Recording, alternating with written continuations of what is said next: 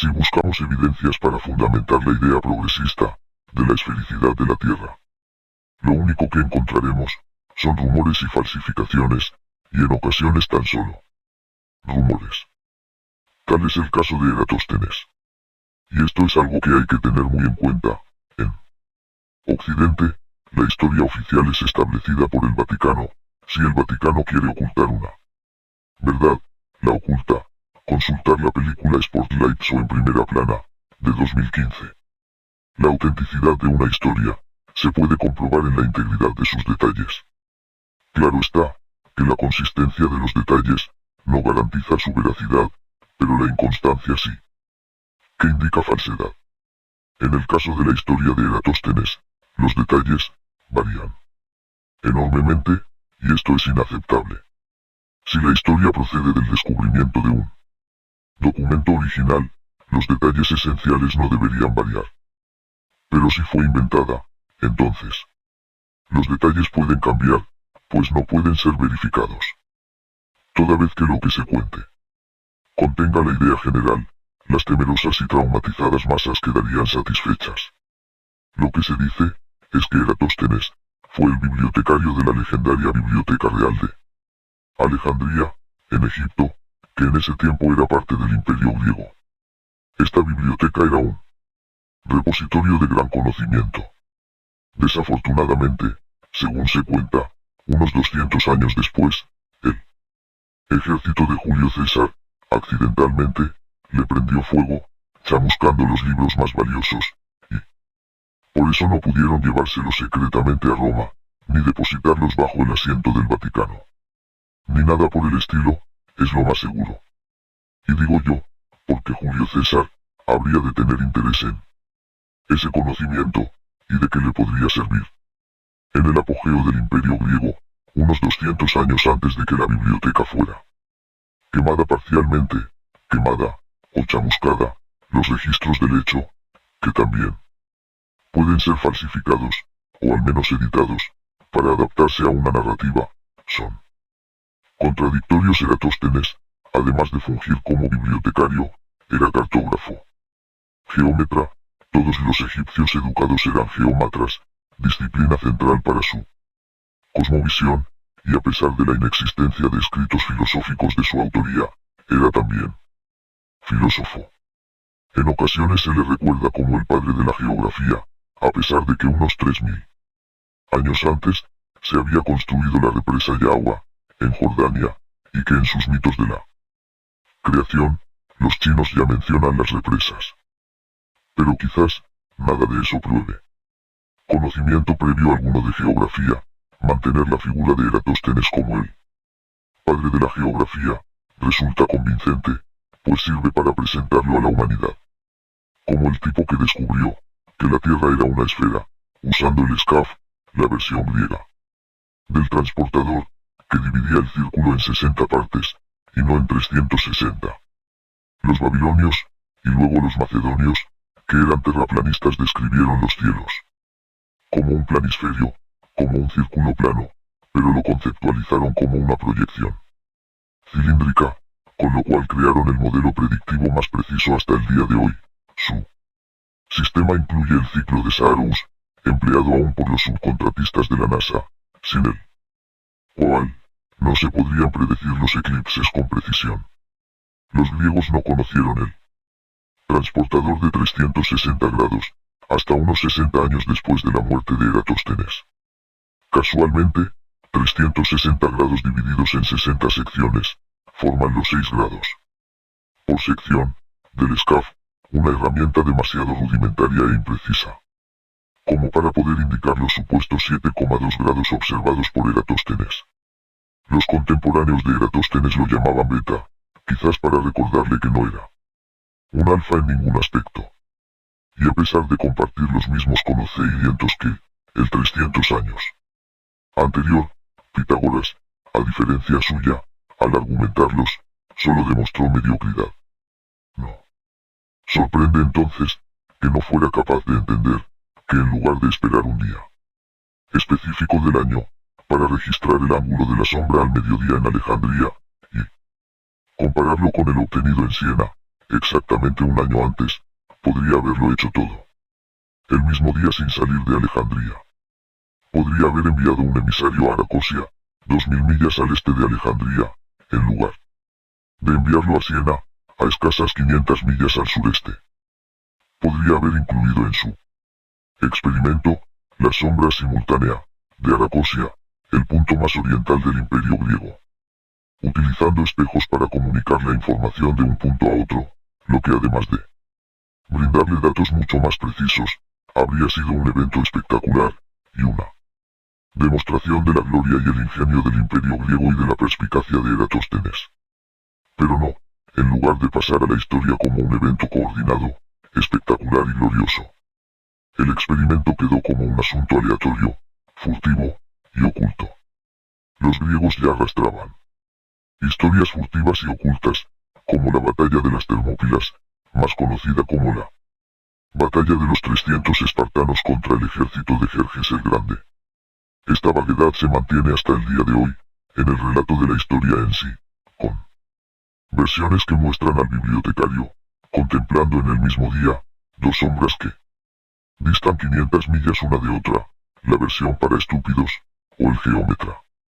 Contemplando una sombra, habiendo tomado nota de la otra, el año anterior, o que las sombras eran proyectadas por palos, o por columnas, o por una combinación de palos y columnas, o que se proyectaba en una pared, o que era un reflejo del sol en el fondo de un pozo, versiones que aluden al padre de la geometría pagándole a alguien, para que recorriera las 500 millas, en lugar de, simplemente, consultar los registros oficiales, que los griegos, cuyos territorios ya se habían medido usando principios geométricos heredados de Jerjes, tenían guardados en el Museion, precursor de la universidad, en cuyas inmediaciones se encontraba la biblioteca en la que trabajaba Eratóstenes.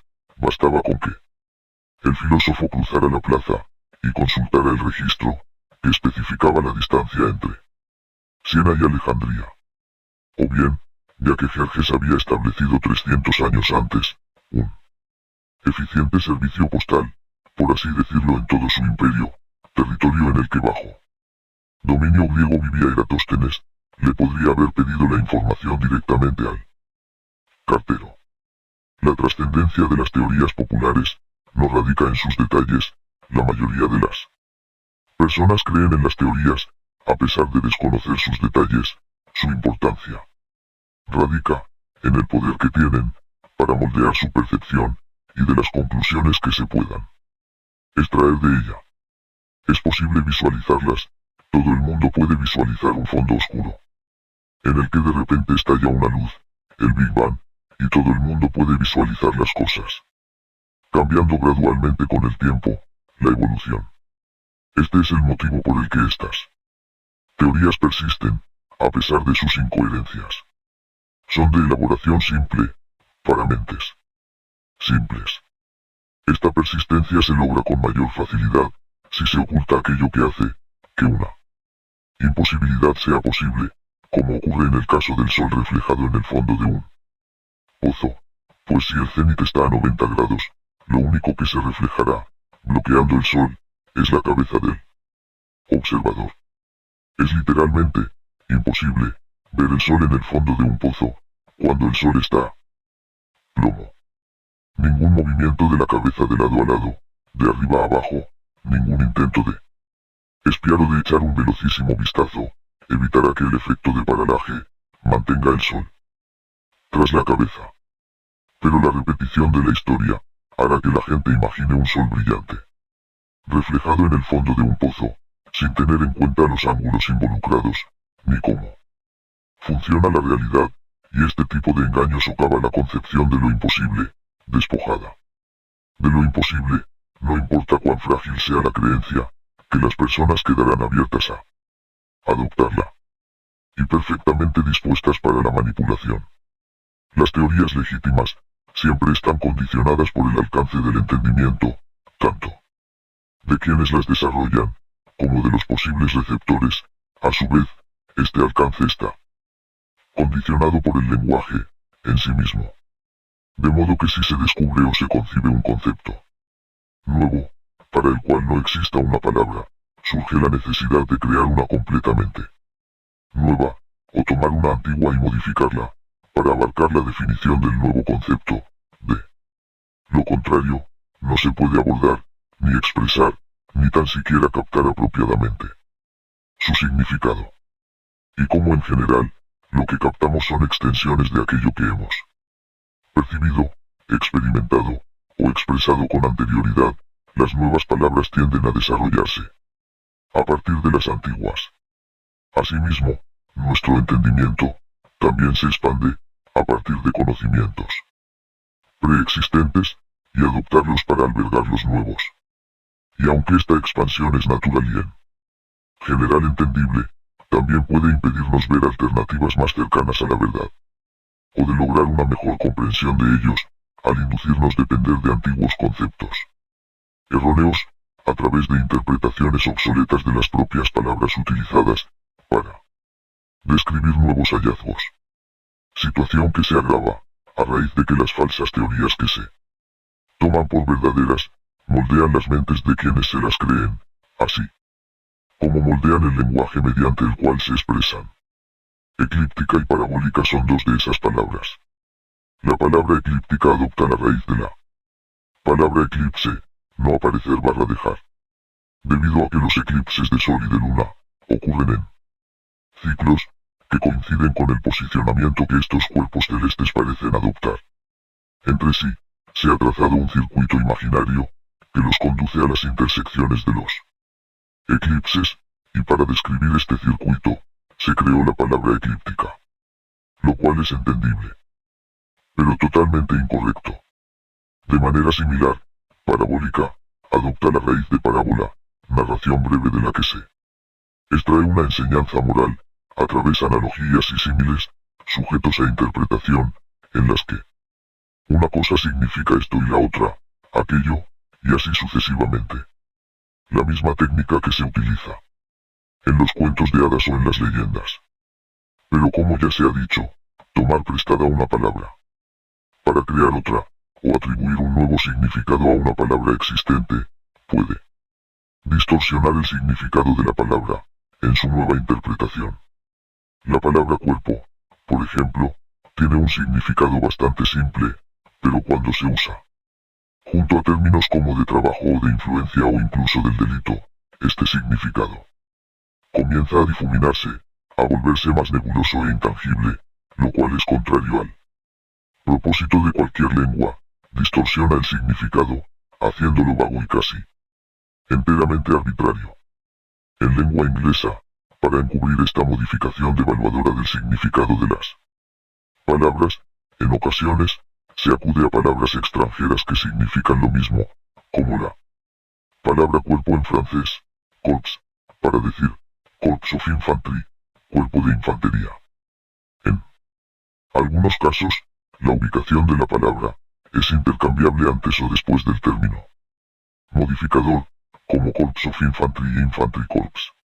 Se podrían usar las palabras hombres o soldados, pero los militares son los mayores abusadores de las palabras. No en vano dicen unidad para no decir hombre, mujer o niño, así como dicen infantería, que literalmente significa convertir en niños, para describir a las tropas de primera línea. La historia de esta palabra es deplorable. La colocación de una palabra junto a otra tiene dos efectos posibles. Por un lado puede devaluar el significado de una de las palabras, y por otro, puede conferirle una mayor concreción. Este último es el caso de cuerpo en los siguientes ejemplos: cuerpo gobernante y cuerpo administrativo, donde cuerpo atribuye una cualidad corpórea a algo que es incorpóreo, lo cual es aún más evidente en el paradójico cuerpo astral. El empleo de la palabra